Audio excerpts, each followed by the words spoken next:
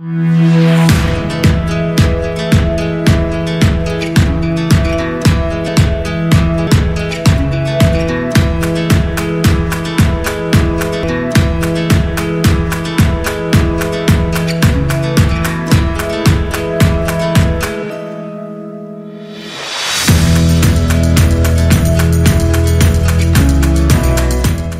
this week, we will discuss about Indian conception of justice. In this video, we wanted to look at how Indian jurists have contributed and how they explain the concept of justice. Mahatma Gandhi ji, who is popularly called as Mahatma Bapu ji, is a revered leader of Indian people. Mahatma Gandhi ji's idea and concept of justice we can infer from his experiences, his learning, his practice of truth, peace, sarvodaya, non-violence, and commitment to the protection of inalienable human rights of the people. Gandhiji's experiences with truth, that was his book on My Experiences with the Truth, is itself an image of justice. His life, how he lived, is a message of justice. In that way, Gandhi's idea of justice, concept of justice is completely different from Western philosophies of justice, and it is unique, which is focused in personal self. It is more pragmatic, it is more practical, it is ontological. This we could gather, infer from his childhood experiences. Later on, as a lawyer, particularly in the South Africa, when he went, when he practiced, when he saw, witnessed and fought against the apartheid, and also we could look at how he really, Gandhiji has become a Mahatma when he came back to India. He wanted to come back, participate and to see the dream and participate in the dream of a free India. His whole participation, mobilization of the people in India, Indian community against Britishers, which clearly we could gather all these from his writings, his thought, his practice and his philosophy. So, this is what we attempted to analyze Gandhian conception of justice. Let us look at, because all of us we know, we have been reading about Gandhiji since our childhood. There are two interesting stories of his childhood, I think we still, every one of us we remember. That two instances I would narrate and connect it to how that has a deeply influenced Gandhiji when wherever he went and when he came back and participated in the national freedom movement. These are the two very simple incidents when he was just a student in a school, when during the school inspection he was forced to copy from the neighbor's slate, but he stubbornly refuses. We do not know that young boy Mohandas Karamchand Gandhi was seriously thinking about to practice self, truth as embedded and almost all has an integral to his. That we could see in the next during the childhood when his brother ran into some debt of 25 rupees. That is a big sum in the modern days, and they were trying to repay the debt, and the only solution for both the brothers is to cut some gold from the armlet of his brother, and then they repaid the debt. Then what was the reaction of the two brothers? They want to repentance started. They wanted, what do they think? They wanted to confess. They made a confession, and Gandhiji wrote a small piece of small letter to father, asking father to forgive him. And then he said, if he wanted to give a punishment, he is ready to undertake a punishment. He said he has taken a vow that they will not repeat in future. Now, you see, truth and speaking of truth, practice of truth is an integral part of Gandhian conception of justice, and that is what Sudarshan Iyengar clearly mentions, that the jurisprudence of Gandhiji we could see from his jury conscience. That is what a self, practicing of the self. So, truth is one important aspect of Gandhian conception of justice.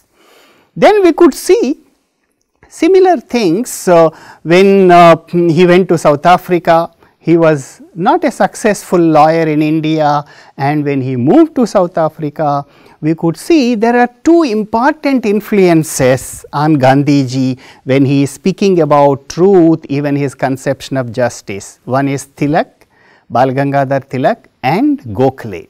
And during this his stay in South Africa, first time he was again shocked about the apartheid, how Indian South Africans have not been treated as on par with the white population at that time, those who are ruling the South Africa. So, he participated against anti-apartheid movement in South Africa, and we have seen about, we have witnessed about the incidents where he was thrown out of the railway coach, and there are other instances of some humiliation he was suffered. But that has created a strong, initially he has written in his autobiography that time he was thinking, why should he continue to stay? But he decided he do not want to leave South Africa, he wanted to stay in South Africa, fight. That has again determined his conception of justice, and he said whenever he believed that natural law is above the law, and natural law gives inalienable rights to the people. So, he do not want to compromise, and the two important cases which he dealt in the South Africa again had a lot of inferences we could gather from his two cases, where his honesty, truthfulness really played, and he not only practiced, he told his client, you should speak truth. There is a one case about Dadaji, where he has a case, and Gandhiji was arguing on his behalf, and in that case he found that there are inconsistencies in this case, and he told the senior that there are inconsistencies in the case and you must honestly, sincerely admit that. And he told them, if you do not accept these inconsistencies, if you do not admit, he said he will not take up this case, and that he has threatened, and that made the senior advocate to admit the inconsistencies. Secondly, another interesting case of Parsi Rustumji, who was a smuggler in South Africa, Indian Parsi who was settled in South Africa, and when he came to Gandhiji and requested Gandhiji to argue his case in the court, his first request to Rustumji is, please make a confession before the court that he is really involved in the smuggling, and this is this, whatever this, and he will admit the guilt. And also he made him to confess in the court, and he told the court that now he is admitting the guilt and he is ready to pay even 2 times of whatever the offense or the remedy or a loss which was caused, and therefore he convinced Rustomji. So, that was a confession. Truth has a deep impact in the Gandhian conception of justice. He not only practiced truth, but he also believed, and he said facts and truth are important even in the legal practice. Whenever you argue a case, whenever you take a case, you should speak truth. When Mahatma Gandhi ji, when he came back to India and actively participated in the freedom movement, and here we could see the three major campaigns which he has initiated in India. The non-cooperation movement in 1920s, civil disobedience movement in 1930s, and Quit India movement in 1940. In all this, he believed that the Britishers and colonials have no right to continue in India, and this is a subordination. And what he was influenced by Tilak and Gokhale, he said people of India should revolt, but there also he followed peace. So, truth, peace and human rights, these are the three important components of his conception of justice, and these three movements had a great influence in the Indian population that ultimately led for the independence in India. Another important incident we should remember here, that is also important in the conception of justice, is Gandhiji spoke not only about his visualization of concept of justice, but he was very clear speaking about injustice. He said any law which is unjust, he said he will disobey it. When in the Champaran Satyagraha, where he initiated, he mobilized the farmers in Champaran, and he wanted to help them form a association. And when he went to the Champaran, and the British government, in fact there was a case against him, and the administration has issued an order, and they said Gandhiji should not enter, should leave the Champaran in the Bihar. But Gandhiji insisted, he disobeyed the order of the court, and he appeared before the court. Interestingly, what Gandhiji said in his statement before the court, that he is disobeying the order because that is not a lawful order. And he said for him ultimately what is a lawful? His conscience. His conscience is above the whatever the order which is given, which is unlawful, and he said he would like to obey the order of his conscience rather than the order, unlawful order given by the Champaran administration, the British administration at that time. As Sudarshan Iyengar says, this is what the jury conscience of Gandhiji which he practiced. What he said is, my conscience is above the law, and he said he is not disobeying the law, which is a order which is unlawful order. Similarly, what we have seen, the Rowlatt Act and later the Jallianwala Bagh massacre, Gandhiji has taken a clear pledge, and his civil disobedience jurisprudence, he took greater heights. Thoreau's concept of civil disobedience jurisprudence, and he said until this law is withdrawn, he will not obey this law. He took a pledge, he practiced it. Another important aspect, component of Gandhiji's idea of justice is his articulation of social justice.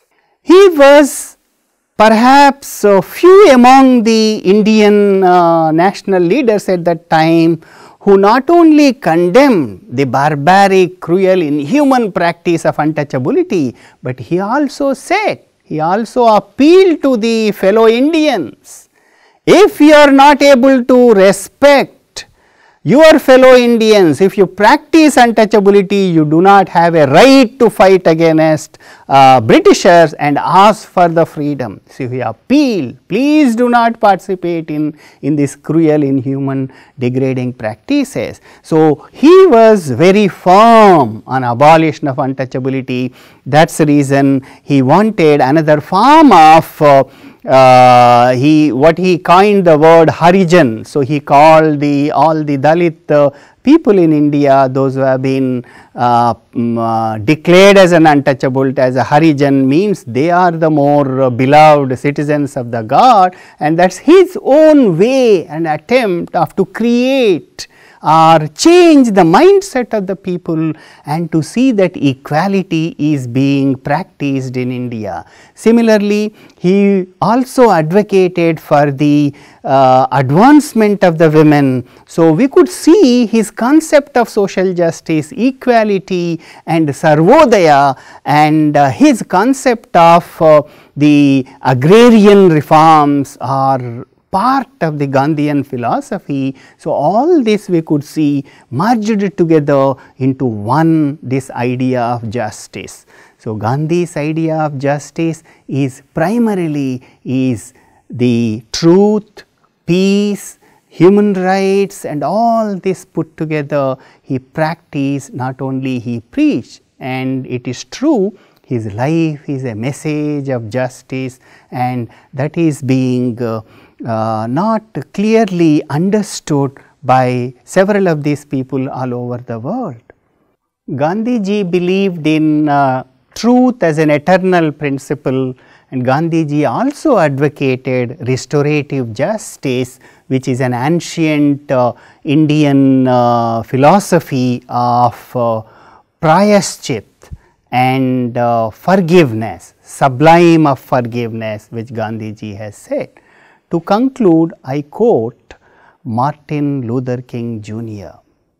I quote Martin Luther King Jr. when he speaks about Gandhiji. Gandhi was probably the first person in history to lift the love ethics of Jesus Christ above mere interaction between individuals to a powerful and effective social force on a large scale. Love for Gandhi was a potent instrument for social and collective transformation. It was in this Gandhian emphasis on love and non-violence that I discovered the method for social reform that I had been seeking for many months.